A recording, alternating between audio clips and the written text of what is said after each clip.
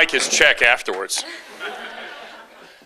Apropos of his North Korea comment, I'm telling you, if you look online, the North Korean news service actually has their press releases there. They're way more interesting than our government press releases. I mean, oh man, they're really quite entertaining, actually. So in that sense, it's actually better. I mean, if we had reporters transcribing North Korean press releases, the newspaper would be more interesting to read.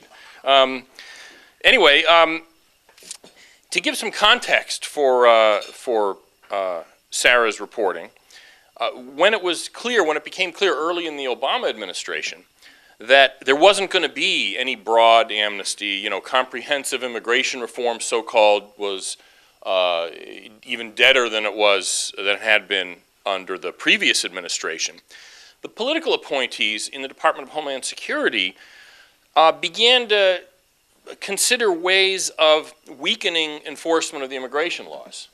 In other words, if they couldn't have amnesty, let's sort of do it in another way.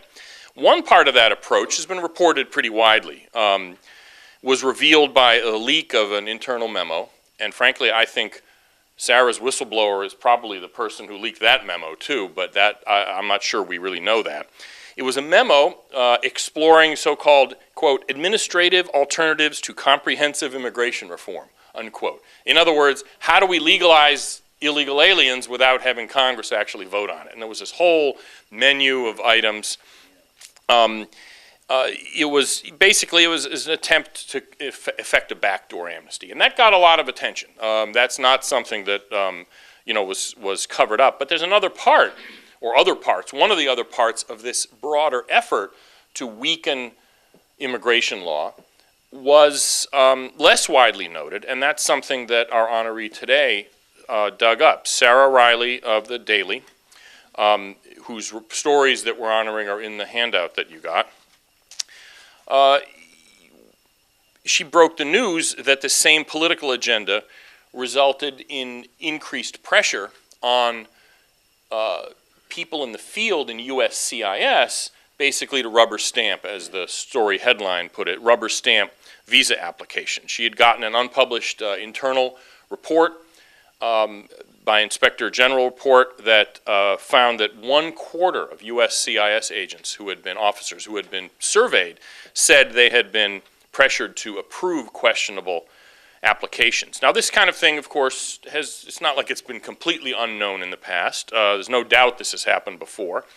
But as she noted in one of her stories, quote, high-ranking USCIS officials said this pressure has heightened after the Obama administration appointed Alejandro Mayorkas as director of the agency in August 2009 during an effort to pass comprehensive immigration reform, bringing with him a mantra, this is important, bringing him with a mantra of get to yes.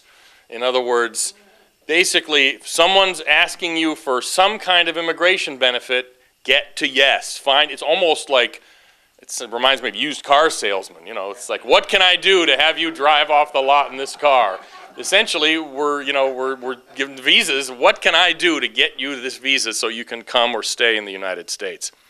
This and Sara's other reporting on this get to yes culture, which included some stories on immigration fraud, as well as a profile of the whistleblower herself that Mike had referred to, have shined a light on this huge weakness in our immigration system, and one that doesn't get a lot of media attention. And the reason for that, it doesn't get media attention, is because, what's the art you can put with a story on pressured USCIS officials approving visas? Well, there's no fence to take a picture of, and it's just not a photogenic story, and yet it's extremely important because, just to give you one sense of it, something like 40%, we're not really sure, but something like 40% of all the illegal aliens in the country were approved for some kind of lawful admission. They got some kind of visa and then just never left. So it really is an essential part of the broader story that just never gets covered. Now, in the past, I've complained that there hasn't been enough specialization in media on immigration. In other words, the immigration beat in a lot of papers had disappeared. And I think, there's something to that because this is such a multifaceted issue that it really does help to have people who have a kind of deep knowledge and background on it. On the other hand, Sara's work is an example how some of the better immigration reporting comes from people who aren't specializing in it.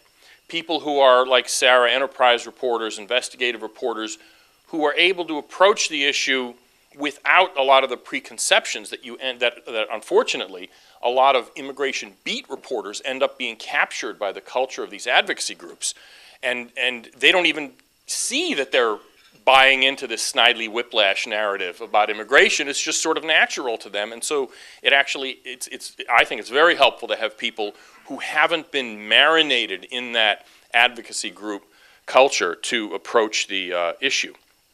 And another factor, I think, is this proliferation of new media. Sara's employer is The Daily, and it's a iPad only, or it started as an iPad-only publication. It's a newspaper, but it's a newspaper with no paper. I mean, it's, the New Washington Post, everybody has websites, but they have paper, too. The Daily has no paper version, and it really is, Rupert Murdoch presumably sees this as the future of media and wants to get in on the ground floor where paper is going to disappear, and it's all going to be like that. And the advantage of, I think, is not that this story couldn't have been reported. These stories that Sara found couldn't have been reported by a newspaper. They could have. I mean, this could have been regular legacy media could have run this story. But what the proliferation of new media does, and the entrance of a lot of new people into this, is break this stranglehold that the ABC, CBS, New York Times, Washington Post axis has on what is to be considered news and what isn't. And the Daily Caller has been actually very good at this. Big Government and the other Breitbart sites have been good in getting things covered that become big stories that just wouldn't have been covered not because there's some cabal, where the New York Times and the Washington Post, ABC, CBS, and NBC all pick up the red phone and say, fellas, what are we going to bury today? It's that, like bees in a hive, they all sort of operate independently toward the same goal. They're like fish that don't know they're wet because nobody they know voted for Richard Nixon, that kind of thing. And so what this does is make sure, new media ensures that that kind of, no one I know voted for Richard Nixon perspective isn't sustainable, because there's always other voices coming in and say, hey, this is sort of kind of like an important story, and it eventually can catch on.